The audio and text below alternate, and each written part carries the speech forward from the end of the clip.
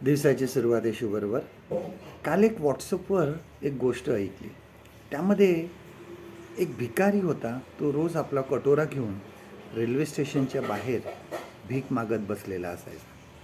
आणि कोणी असं म्हणतं की तो खूप श्रीमंत घराण्याचा होता आणि त्याचे पूर्वज जे होते किंवा त्या वडिलांपर्यंत खूप संपत्ती होती, परंतु हा जो आहे हा व्यसनी निघाला आणि सर्व संपत्ती त्यांनी उडवून टाकली आणि शेवटी भीक मागायची पाळी आली. आणि एक कोटारा घेऊन तो रेल्वे स्टेशनच्या बाजूला बसलेला असायचा. एक दिवस नेहमीप्रमाणे तो स्टेशनवर बसला होता. थोडेसे सुट्टे पैसे त्या कटोऱ्यामध्ये टाकून ते कटोरा वाजवत तो भीक मागत होता. अचानक एक माणूस त्या ठिकाणी धावत गाडी पकडायला जात होता आणि त्याचं लक्ष त्या भिकाऱ्याकडे गेलं आणि त्याने लक्षपूर्वक त्याच्याकडे बघितलं आणि थोड्या वेळ थांबून त्याने त्या भिकाऱ्याला सांगितलं की हा कटोरा मला देशील का, मी तुला ह्याचे 1000 रुपये देतो. आता ह्या भिकाऱ्याला काय बोलावं हेच सुचलं नाही आणि त्या माणसाने थोड्या वेळ थांबून परत सांगितलं ठीक आहे, मी तुला 2000 रुपये देतो, पण हा कटोरा मला दे. आता हा भिकारी खूप आनंदित झाला. त्याने तो कटोरा त्या माणसाकडे दिला, 2000 रुपये घेतले आणि पळून गेला. कारण त्याला वाटलं की हा माणूस परत ह्याचा विचार बदलला तर. आणि तो मनुष्य तो कटोरा घेऊन गाडीमध्ये बसला.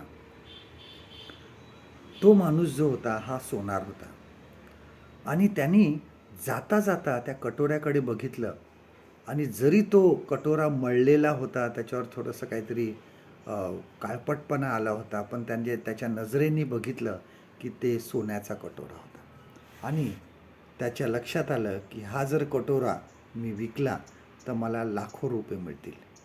आणि तो माणूस त्या ठिकाणी तो कटोरा घेऊन निघून गेला. कदाचित तो कटोरा जो होता तो त्या भिकाऱ्याच्या पूर्वजांचा होता, कदाचित ती पूर्वजांची संपत्ती असेल, परंतु त्या भिकाऱ्याला ते समजलं नव्हतं.